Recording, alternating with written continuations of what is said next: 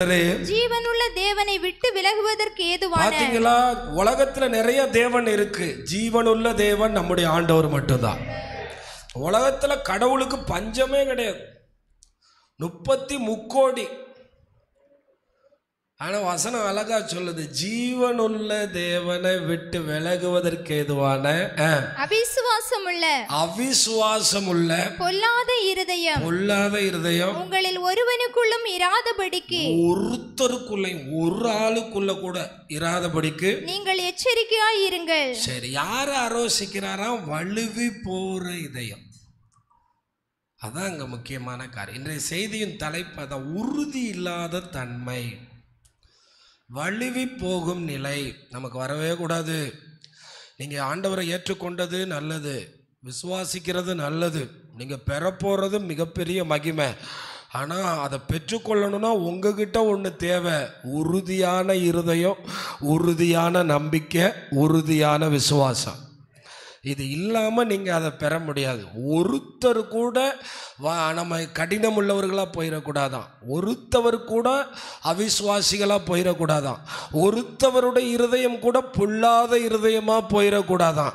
அப்போ ஆண்டவர் வழுவி போகிற இருதயம் உள்ளவர்களை ஆலோசிக்கிறார். இப்போ பாருங்கள், நம்ம ஒரு பிள்ளையை கொண்டு போய் அவன் சொல்கிறான், நம்மகிட்ட சொல்கிறான், நம்ம பிள்ளை சொல்கிறான் நல்லா படிச்சிருவோம்ப்பா அப்படிங்கிறான். நம்ம கொண்டு போய் ஒரு நல்ல காலேஜில் நம்ம தகுதிக்கு மிஞ்சி சேர்த்துட்டு வர்றோம். அவன் திடீர்னு ஒரு 6 மாதம் கழிச்சு சொல்கிறான் என்னால் முடியாது. அது என்ன இருதயம்?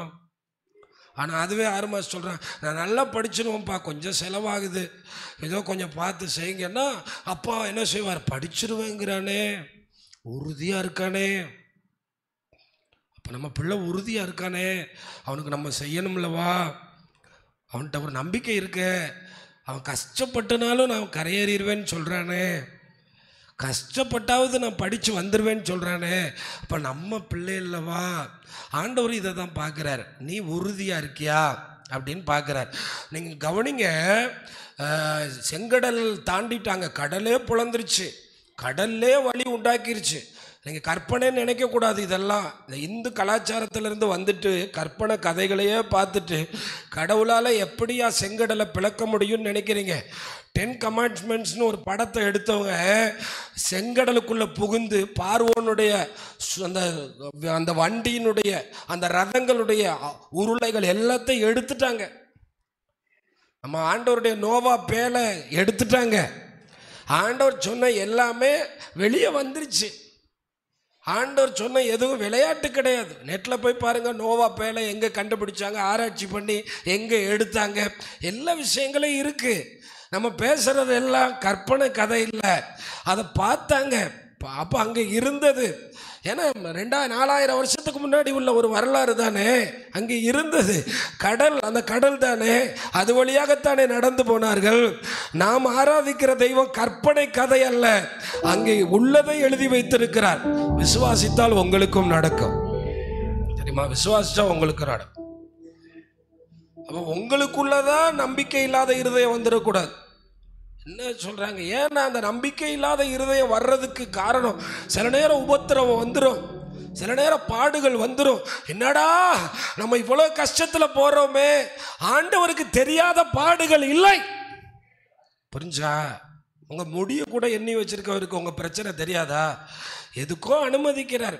சில நேரம் நம்ம பிள்ளைங்களுக்கு ரொம்ப வியாதியாக இருக்கும் பாருங்க, திடீர்னு இயேசுவேன்னு கூப்பிட்டுச்சுன்னா அவருக்கு ஒரு சந்தோஷம் வருதோ இல்லையோ, நமக்கு ஒரு சந்தோஷம்.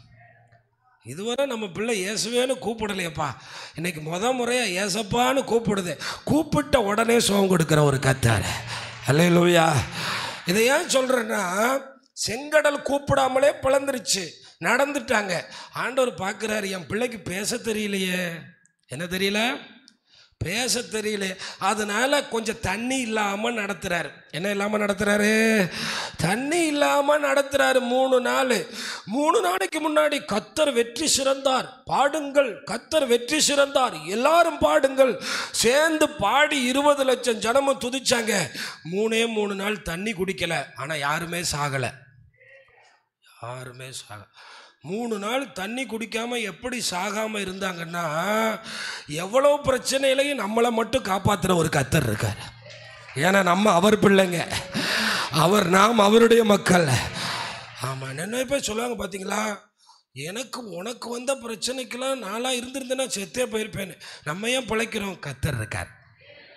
அப்போ 3 நாள் தண்ணி இல்லை, ஆனால் சாகலை.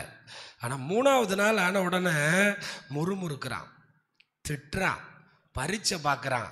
அவன் இருதயம் உறுதியாக இல்லை. அட்லீஸ்ட் என்ன பண்ணியிருக்கலாம்? தண்ணி கேட்டிருக்கலாம்ல. அதானங்க எதிர்பார்த்தாரு. அந்த உறுதியான 3 நாளைக்கு முன்னாடி பாடின ஞாயிற்றுக்கிழமை புதன்கிழமை பிரச்சனை வந்துருச்சு. ஆனால் அந்த உறுதி இல்லையப்பா. கொஞ்சம் பொருளாதாரம் குறைஞ்சிருச்சு, ஆனால் அந்த உறுதி இல்லையப்பா. பிரச்சனைன்னு வந்தீங்கன்னா நான் எழுதி கொடுத்தேன்னா பார்த்தீங்கன்னா எவ்வளோ பிரச்சனையோடு நாங்கள் நிற்போன்னு.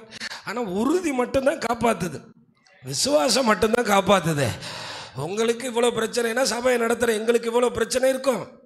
ஆனால் ஒன்று மட்டும்தான், அந்த விசுவாசத்தை ஒரு நாள் சந்தேகப்பட்டுறக்கூடாது. அவருடைய நீதியை சந்தேகப்பட்டுறக்கூடாது, அவருடைய அழைப்பை சந்தேகப்பட்டுறக்கூடாது.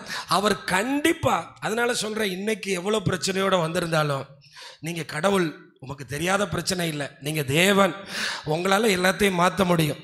நான் உறுதியாக இருக்கிறேன், நீர் என்னை பார்த்து கொள்வேன்.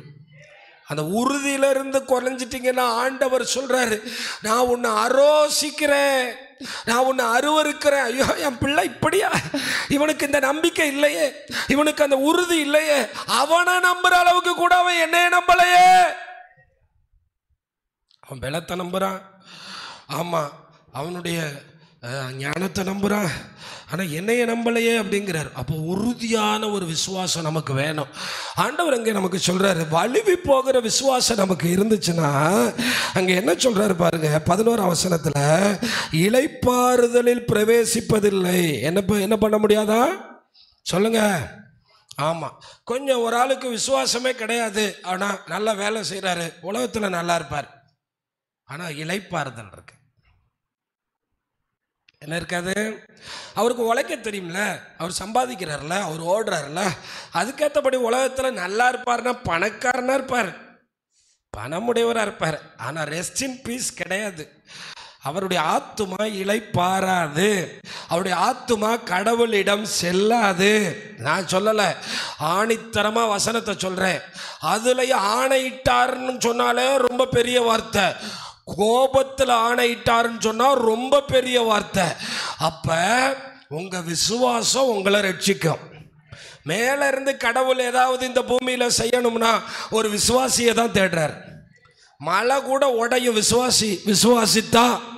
அப்போ கையை வைத்து சொல்லுங்க, எனக்கு உறுதியான விசுவாசத்தை தாரோ. ஆமாம், ஏசாயா 26:3 எல்லா பிரசங்கத்திலையும் சொல்கிறோம். என்ன? உம்மை உறுதியாய் பற்றி கொண்ட மனது குரங்கு மனது குரங்கு. சர்ச்சுக்கு வந்தேன், பாஸ்டர் பேசினார், நல்லா தான் இருந்துச்சு. வீட்டுக்கு போனால் என் நிலைமை அவருக்கு தெரியுமா? மனது, எங்கள் வீட்டுக்கு போனால் எனக்கு அந்த உறுதி போயிடுதே. அதான் சொல்கிறாரு, மனதை உடையவன், உறுதியாய் பற்றி கொண்ட மனசை உடையவன். என் மனசில் ஒரு உறுதி வேணும். ஏன்னா அவன் எங்களை நம்பி இல்லை, அவரை நம்பி இருக்கிறான். உண்மையே எனக்கு தமிழ் மொழிபெயர்ப்பில் சில விஷயம் அப்படி ரொம்ப பிடிக்கும். ஏன்னா நம்ம ஆங்கிலம் அவ்வளோ தெரியாதவர்களான பின்னால் அந்த உண்மைன்னு போட்டிருந்தா வேற, உண்மையே நம்பி இருக்கிறபடியால் நீர் அவனை, புதிய மொழிபெயர்ப்பு என்ன சொல்ல தெரியுமா? உண்மையான சமாதானத்துடன் காத்துக்கொள்வீர். ஆனால் அதை விட இது நல்லா இருக்கு, உண்மையான சமாதானம். பணம் தராது, அது உறவு தராது, திட்டிகிட்டே இருக்கும் சில உறவு. ஆனால் ஆண்டவர் மட்டும்தாயா உண்மையான சமாதானம் தராரியா. கையை தட்டி ஹல்லேலூயா, ஹல்லேலூயா. ஆமாம், உண்மையான சமாதானம்.